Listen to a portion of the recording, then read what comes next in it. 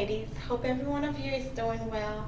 Typically my YouTube videos are about hairstyles, but today I'm doing something a little different, and this will jumpstart a new series that I will be doing on YouTube, putting some very important information that I have on Texture Playground on YouTube, for those of you who only visit my channel, so you still have access to some of this great information. Alright, so let's get started. Today we'll talk about developing a good routine.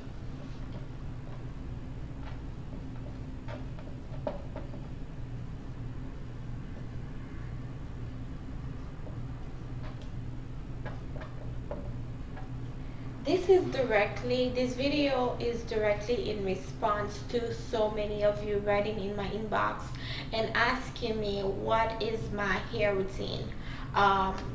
Especially now that my hair is short, many of you who are new to this natural thing are wondering, how do I get my hair to do what I want it to do, and how do you get your hair to where it's at, whether it is the length that I grew my hair in the past or what I do with my hair now. Instead of telling you what I do to my hair and what my hair care routine is, I want to give you some guidelines to develop your own routine that's going to work best for your own hair.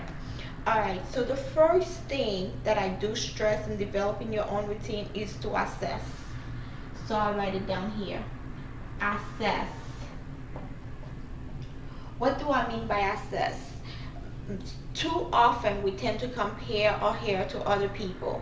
Assessing, taking the time to assess your own hair takes it to another level. You look at your own head of hair, what this hair does that's sitting on top of your head. What are some of your current issues? When you look at your hair, you think of your own issues. What are some of the areas in which your hair is thriving? What are your current practices? By current practices, I mean, how often do you wash your hair? How often do you condition your hair? What do you use to style your hair? So you look at all these things and assess, okay, what is it that I'm doing to my own hair right now that I'm getting the results that I'm getting, or not getting some results that I would like to get? Secondly, after you assess your hair, you define your goals. You know what you want, whether it is for your hair to look like so and so, which I don't recommend, by the way. You define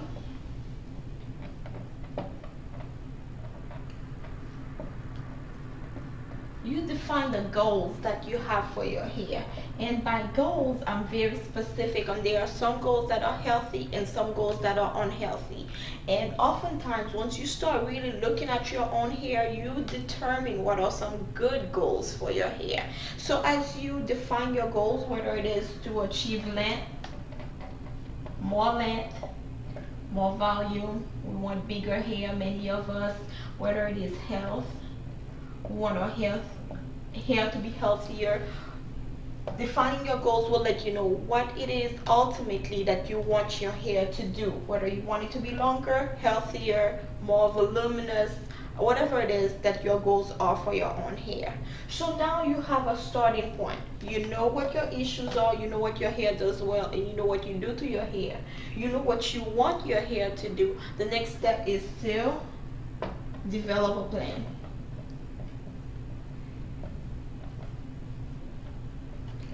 What is my plan? What am I going to do to get from point A to point B? This is your starting line, and this is your goals.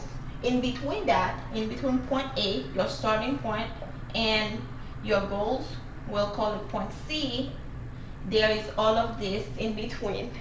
So all this interval is what you can do right now. I do want my hair to be longer. I do want my hair to be healthier. So what am I going to do to get my hair longer and healthier? I'm going to do protective styles. I'm going to protect it. I'm going to use only products that nourish my hair to get it healthier. I'm going to use a lot of twists and braids, etc. Those are protective styles. At the same time, as the style gets older, many times these will give you more volume also. We'll wash and go, whatever it is that you want to do, whatever it is that you're comfortable with, and whatever will get you to your goal in a healthy manner. Nothing that's going to be damaging to your hair, because that will detract from your goals. All right, so these are the three things I wanted to stress in developing a good, stable routine. Notice in these, I did not mention any specific products, and I will talk to you about that next. Your A-list. And that's an addition to this post because I didn't cover your A-list last year. I'm probably going to need to erase. Your A-list is this list of products that helps your hair take it from this area to right here. So in your A-list, you will need to have products that moisturize, that bring moisture to your hair. You need products that nourish your hair. Think of deep conditioning treatments. All of these products will fall in your A-list. Now, specific brands, specific lines that you use is your choice. You can play around with various products to see what works best for you. That's not what I'm here to tell you. I'm here to tell you that you do need to be conscious though about what you do to your hair and about what you choose to apply to your hair and what your current practices are. Some good areas to start, and I will post the chart at the end of this video. You can decide that I'm going to do these sets of things weekly. I'm going to wash my hair weekly per se, or co-wash my hair weekly. I'm going to do a deep conditioning treatment every week or every other week. Once you have these ideas of what you're going to do with your hair, you have a good foundation from where to start. And as I said, you do want to know what you're doing to your hair to get the best results.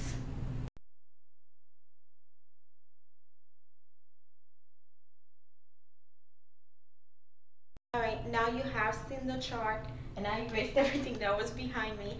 You have seen the chart about a simple routine for your hair. In closing, I want to mention a few things. Again, your routine does not have to be line specific. You can mix and match and find products that work best for your hair. And secondly, you do want to schedule a time. Schedule a time that you're going to spend with your hair, like a spa treatment of sort for yourself. You don't have to go to a salon because most of us don't go to salons anymore. So if you choose not to go to a salon, that's fine, but still dedicate time that you're going to deep condition your hair or do something nice for your hair that keeps it fun. And that's my third point. Keep it fun.